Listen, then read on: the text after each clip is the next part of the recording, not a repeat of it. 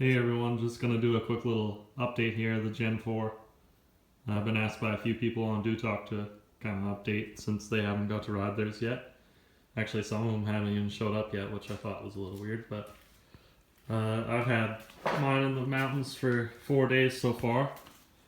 And yeah, no complaints. I mean, I've heard of a few issues like the coolant bottle cracking, which is, I'll show you that here in a second.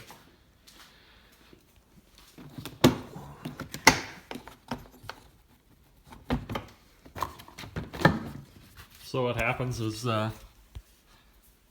this is your side panel obviously. What happens is you can hit your knee on this hard enough to crack this off, then your coolant leaks out, and then you have some problems. So, hasn't happened to me. I don't think I've ever hit my knee on the side panel really. Not that hard anyways. Another kind of thing that was sort of annoying is this is where your battery sits, is under here.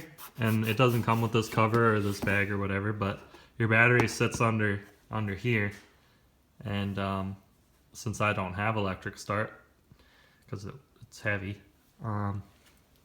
I wanted that bag, so now I have that, but I can't, there's actually a large area under here that's wasted, which is kind of silly, so I'm hoping someone comes out with one that utilizes all that area.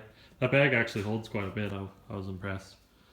Another thing that I like is this handlebar bag, but of course you could put that on the other ones. It's got a little heater that comes with it that plugs into a plug-in that you have to install. Another thing I noticed is the headlights get some condensation in there. Not sure what that's about. Just pretty much happens when I bring it in the garage or out of the garage. I put a skid plate on because these A-arms stick out under the body quite a bit without it, so I was pretty sure I was ripping one of those off if I didn't have at least a little bit of deflection, and even could still happen, I suppose. Another thing I noticed is the 3-inch paddles are bending a little bit already, and hopefully they stop there. My 2014 with the 2.5-inch, that's about as far as they've bent with 3,000 kilometers, so I was a little worried about that. Another thing is the track seems to be fraying pretty bad, and all I've ridden it in is actually pretty deep powder. It's been a good year. So that was lame. Don't know why it's doing that so bad, but gonna burn them off and hopefully they stop. Yeah, so another thing that I don't really like is this. The display is fine, but it's kind of I'm not even pressing hard here. It's like a calculator. And since it's 2017, you'd think, well, it's not 2017, but the sled is. You would think that it would be a little bit more advanced. For me, I only look at it for RPM and for fuel basically, and make sure it's not overheating. So like the size isn't really what bothers me. I just think that the display could have. It doesn't even have any color features, which is kind of lame. So if it's overheating, then you don't have a light or light come on, which kind of worries me. It does display a message, and I'm sure it beeps before you were to overheat, or if an engine light came on, or something like that. But another thing I was asked about is how my belt was. So I'll show you that in a second here. It's a little bit hard to take the cover off with one hand, and even with two hands. So I'll just pick up after I put the cover on. She sits pretty tight. Clutching, I have noticed I haven't. I don't know if it was just set for Revelstoke and Golden, and even Valemont was good actually.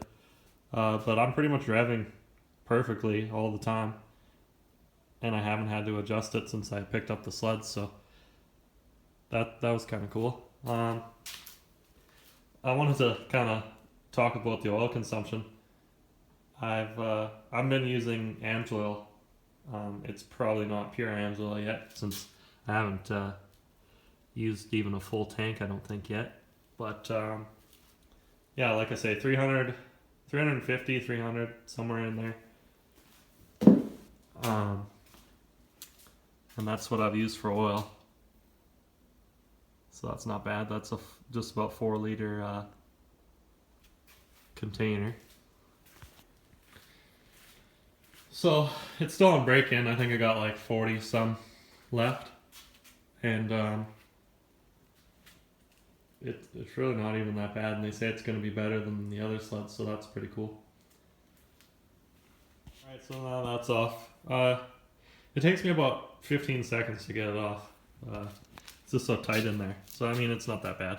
Another thing I really like is the new oil container, or whatever you would call it.